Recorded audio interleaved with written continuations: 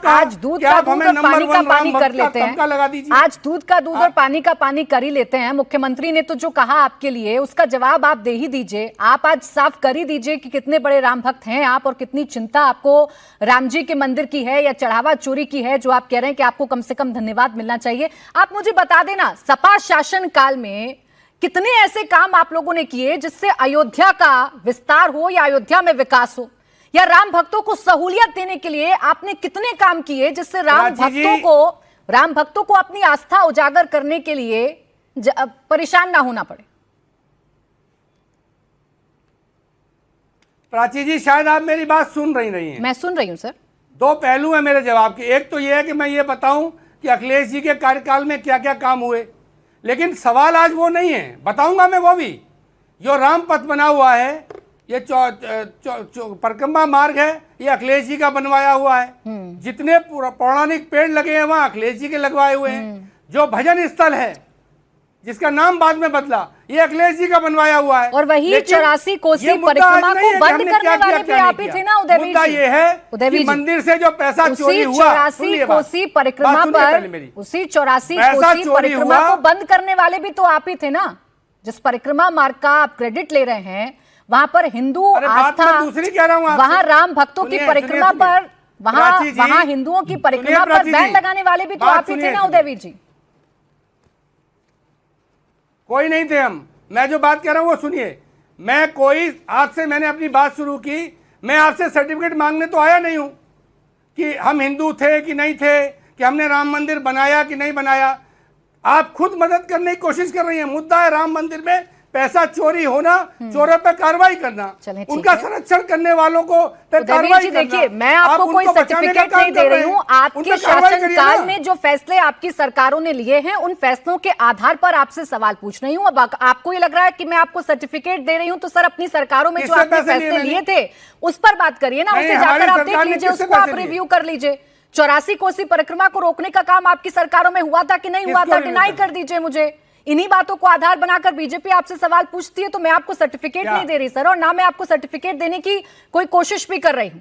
आपसे सवाल पूछा भारतीय जनता पार्टी ने, मुख्यमंत्री ने। आपकी राजनीतिक समझ पे हंसी आती है। सुधांशु त्रिवेदी जी, सर सुनिए, मेरी कोई राजनीतिक समझ है भी नहीं, और मुझे राजनीतिक समझ रखनी भी नहीं। आप राजनेता हैं, आप राजनीति करते हैं। आप अपनी राजनीतिक समझ को सुधारिए और अपने इतिहास को भी पढ़िए, ये ज्यादा बेहतर होगा। मैंने राम मंदिर पर बहस बुलाई है और आपके इतिहास पर भी बहस बुलाई है, मुख्यमंत्री के आरोपों पर बहस बुलाई है। आप थोड़ा रुक जाइए सुधांशु जी।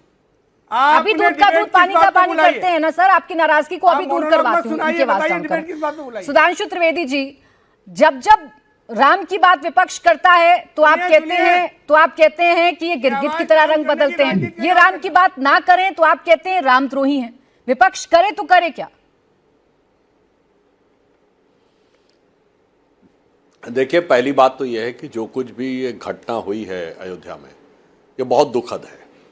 ये हर हिंदू के हृदय को बहुत आघात करने वाली है, और एक राम भक्त कारसेवक के रूप में तो बहुत मेरे हृदय को व्यक्तिगत पीड़ा देने वाली है।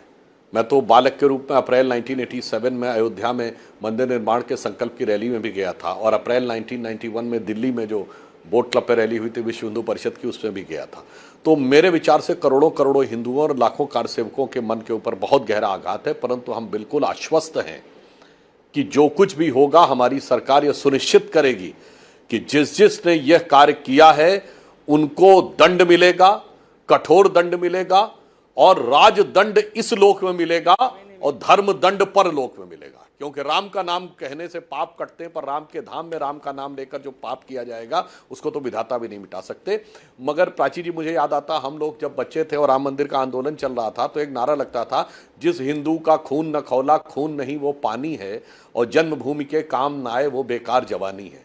आज जो स्थिति हुई है उससे मेरे मन में एक भाव उत्पन्न हो रहा है कि हर हिंदू का हृदय है टूटा और सबकी आंख में पानी है, पर हर दोषी को सजा मिलेगी जिसने की बेईमानी है। मगर आश्चर्य तब होता है जो लोग आके ये कहना प्रारंभ करते, जो कहते थे अयोध्या ये थी कि नहीं, बताओ भाई, राम तो हुए ही नहीं थे।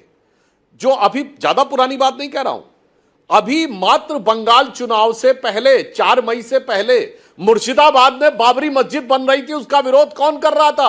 सिर्फ और सिर्फ भाजपा। और वहां खुल के अयोध्या का रेफरेंस दिया जा रहा था। जब वहां पूछा जा रहा था कि भाई मुर्शिदाबाद में बाबरी मस्जिद क्यों बनवा रहे हो, अगर बननी थी तो तुम्हें तो अयोध्या की बाबरी मस्जिद से करे, तो क्या कहा जा रहा था? वहां हम मेजॉरिटी में नहीं है, अयोध्या में, मुर्शिदाबाद में मेजॉरिटी में। ये सारे के सारे लोग मौन समर्थन दे रहे थे।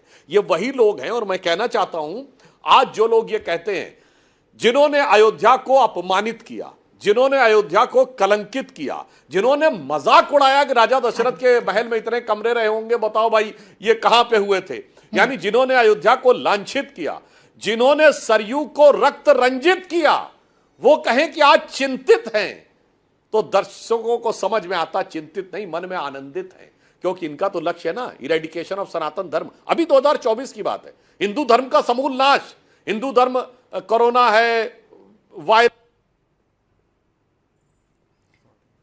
ठीक है सुधांशु जी, आप जो बातें कह रहे हैं उन बातों पर जवाब यहाँ पर तहसीन पूनावाला जी भी देंगे और उदयवीर जी भी देंगे। सवाल चोरी को लेकर है, सवाल चढ़ावा चोरी को लेकर है। तहसीन जी आपने, मैं आ रही हूँ कुलदीप जी आपके पास। तहसीन जी आपने सुना जो सुधांशु जी कह रहे हैं, वही बात पूरी भारतीय जनता पार्टी इस वक्त कह रही है कि आपको सवाल पूछने का अधिकार इसलिए नहीं है क्योंकि आप लोग चुनावी राम भक्त बन जाते हैं।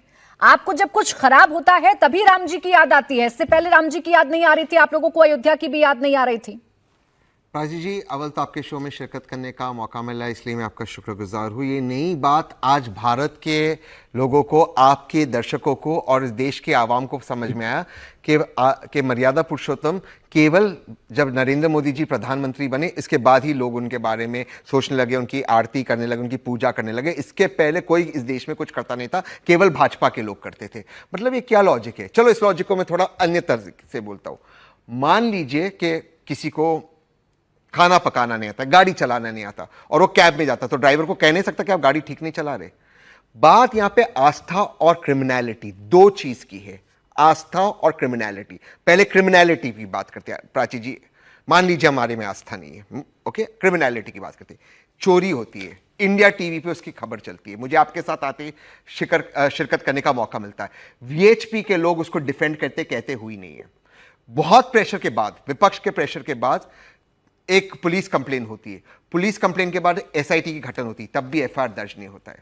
पता चलता है कि चंपत राय जी को पता था इस चोरी के बारे में, चंपत राय जी कहते हैं आप पैसे वापस दे दीजिए, वो जाते एफआईआर दर्ज नहीं करवाते। ये सारे इलीगल काम है प्राची जी, लीगल काम नहीं है।